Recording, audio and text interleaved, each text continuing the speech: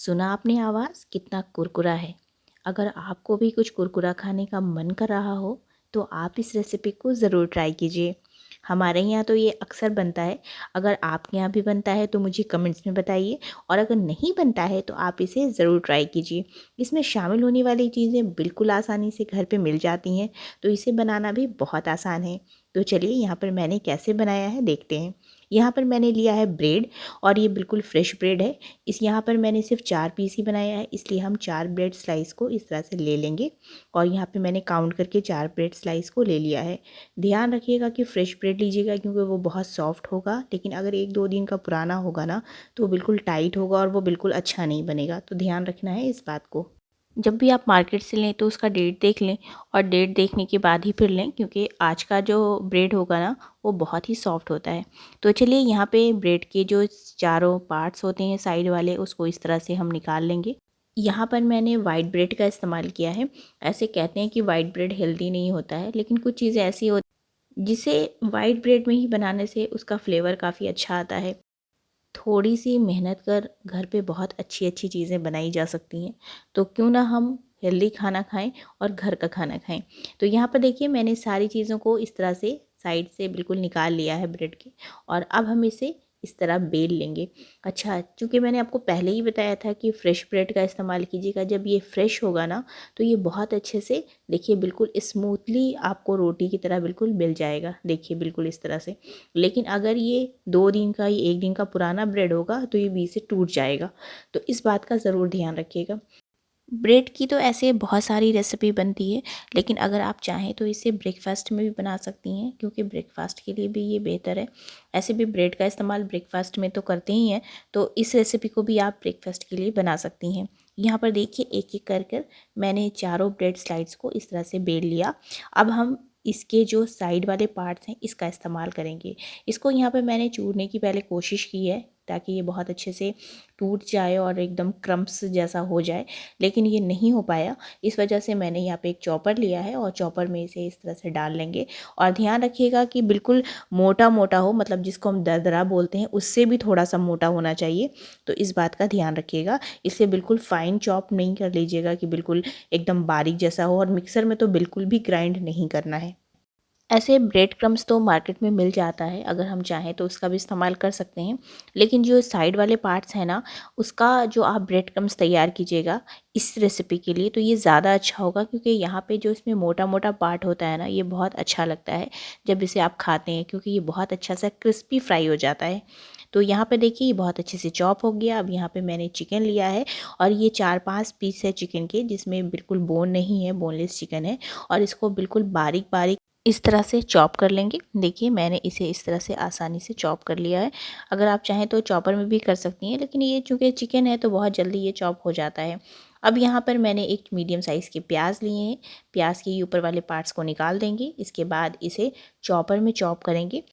ये रेसिपी बिल्कुल भी स्पाइसी नहीं होती है, तो बच्चों को ये रेसिपी बहुत पसंद आती है। और यहाँ पर मैंने गाजर का इस्तेमाल किया है। थोड़ा सा गाजर लेंगे, और गाजर को बिल्कुल इस तरह से बहुत अच्छे से छील करके इसमें बारीक बारीक कट करके चॉपर में डालेंगे, ताकि ये बहुत अच्छे से चॉप हो जाए। अच्छा, यहाँ पे सिर्फ गाजर का ही मैंने इस्तेमाल इसलिए किया कि इसमें थोड़ा सा ना मीठापन आता है। और इस तरह गाजर और प्याज को चॉपर में डालकर अच्छे से चॉप कर लेंगे। अच्छा, अगर चॉपर आप नहीं इस्तेमाल करती हैं तो बारीक बारीक बिल्कुल कट कर लीजिएगा, उससे भी हो जाएगा। लेकिन आपको ध्यान रखना है कि चिकन और गाजर बहुत अच्छे से कुक हो जाए एक साथ, क्योंकि चिकन तो बहुत जल्दी कुक हो जाता है। इस बात का ध्यान रखिएगा। यहाँ पर मीडियम टू लो फ्लेम पर मैंने एक पैन को चढ़ा दिया है। इसके बाद इसमें 1 टीस्पून तेल शामिल कर देंगे, और 1 टीस्पून मैंने शामिल किया है लहसुन का पेस्ट। और इसे बहुत अच्छे से भून लेंगे, ताकि इसकी जो लहसुन की जो अपनी स्मेल होती है वो ख़त्म हो जाए। इसके बाद शामिल कर देंगे चॉप किया हुआ प्याज और गाजर, और साथ में जो चिकन जिसे चॉप करके रखा था उसे भी शामिल कर देंगे। 30 से 40 सेकंड के लिए इसे बहुत अच्छे से मिला लेंगे।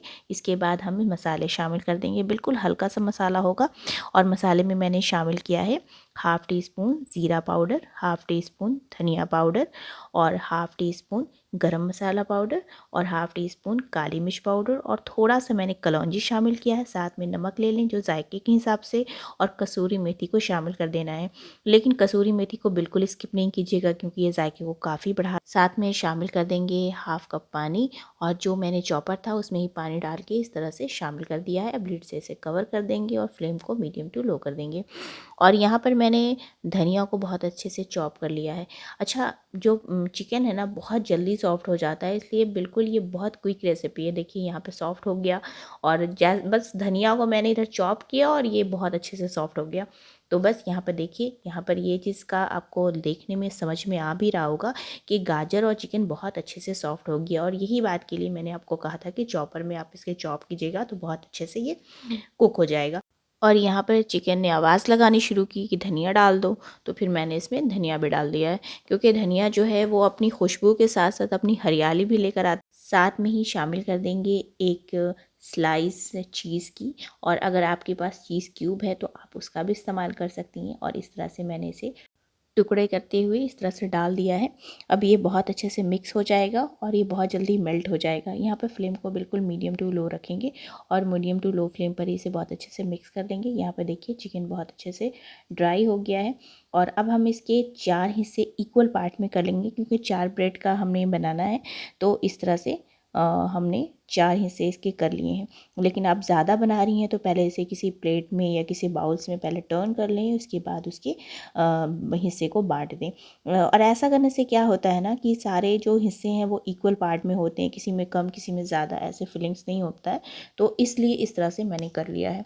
अब देखिए यहाँ पे मैंने एक स्लाइस ब्रेड के लिए हैं, और इसके बाद एक हिस्से ये जो चिकन के जो मैंने स्टफिंग है वो तैयार की थी वो इसे इस तरह से डाल देंगे, और इसे बिल्कुल हल्के हाथों से इसे इस तरह से रोल कर देंगे। अच्छा, अगर ब्रेड स्लाइस फ्रेश नहीं होगा तो कभी भी इस तरह से रोल नहीं होगा, वो टूट जाएगा। तो इसलिए मैंने आपको पहले भी कहा और अभी भी कह रहे हैं कि जब भी आप ब्रेड लेंगी तो ध्यान रखिएगा कि ब्रेड जो है वो फ्रेश होना चाहिए।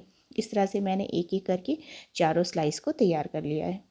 इसे बनाने में बिल्कुल भी टाइम नहीं लगता है, 20 मिनट में बहुत ईज़िली बन जाती है, और इफ़्तार में तो ये अक्सर हमारे घर में बनता है, इसलिए इसे आप ज़रूर ट्राई करके देखिए, ये आपको बहुत मज़े का लगेगा।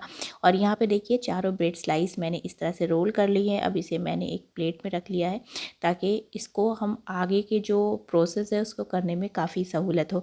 यहाँ पर मैंने एक बाउल लिया है जिसमें मैंने थोड़ा सा मैदा शामिल किया है, 2 टेबल स्पून के आसपास, और इसके बाद इसमें कुछ भी शामिल नहीं करना है, नमक भी नहीं शामिल करना है, थोड़ा सा पानी डालना है, और इसका एक पतला सा पेस्ट तैयार करना है। ये पेस्ट हम इसलिए बना रहे हैं, जो मैंने फिलिंग्स अभी तैयार करके उसमें डाला है ना, तो उसके जो साइड वाले हिस्से हैं, जो उसके मुंह हैं वो खुले हुए हैं, तो वहाँ से वो जब भी हम इसको फ्राई करेंगे तो वो निकल जाएगा। तो उसके लिए मैंने इसे पेस्ट को तैयार किया है, और इसे बहुत अच्छे से उसमें लगाकर देखिए इस तरह से बहुत अच्छे से इसके जो मुंह है उसको सील्ड कर देंगे बिल्कुल, ताकि दोनों तरफ ये निकल ना पाए। अगर इसका मुंह अच्छे से सील नहीं होगा ना तो आपकी सारी मेहनत बेकार चली जाएगी। इसे बहुत अच्छे से डिप कर लें। इसके बाद जो ब्रेड क्रम्स है उसकी अच्छे से कोटिंग कर लें, और बिल्कुल सॉफ्ट हाथों से कीजिएगा। यहाँ पर एक एक कर मैंने चारों ब्रेड रोल्स को इस तरह से कोट कर लिया, और अब हम तेल को गरम करेंगे मीडियम टू लो फ्लेम पर।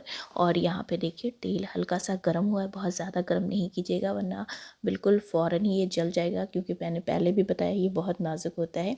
और जब एक पीस डालिएगा ना तो पहले इसे टर्न कर लीजिएगा, फिर दूसरा पीस डालिएगा। और देखिए यहाँ पे मैंने एक पीस डालने के बाद दूसरा पीस डाल लिया।